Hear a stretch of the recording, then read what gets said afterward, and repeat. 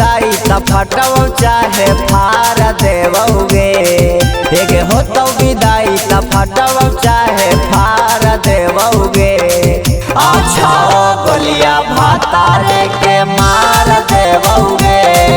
अगे छो गोलिया भातारे के मार देवोगे। हेगे जैसी गाड़ाई तो माड़ावा ओरा कवार देवोगे। हेगे जैसी गाड़ाई तो माड़ावा ओरा कवार देवोगे। अच्छा गोलिया भातारे के मार देवोगे।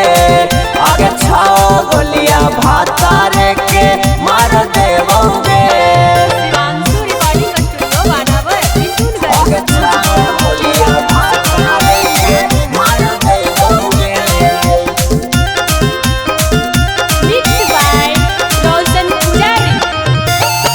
तोरे चक्कर में हमर जिंदगिया हो तो खराब गे।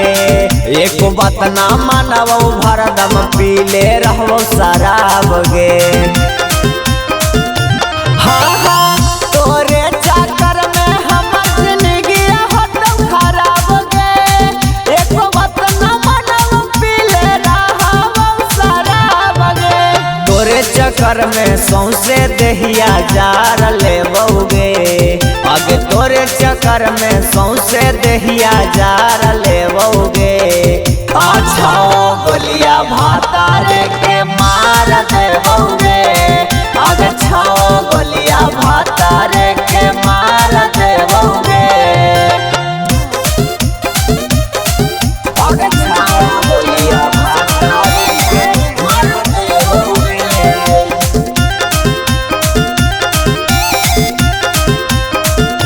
हेगे रौशन पुजारिया पर आई लौना माया गे। जाके तू बास गे निछौड़ी जी लगाया गे। हाँ हाँ रौशन पुजारिया पर आई लौना माया गे। तोरे चक्कर में जाके बॉम्बे में कमाया गे। ड्राइवर के खींची कलरावा नीचे उतार देवोगे। ड्राइवर के खींची कलरावा नीचे उतार देवोगे। अच्छा गोलिया भातारे के मार देवोगे। आगे छो गोलिया भातारे के मार देवोगे। रिकॉर्डिंग स्टूडियो बानावर बिशुनगंज।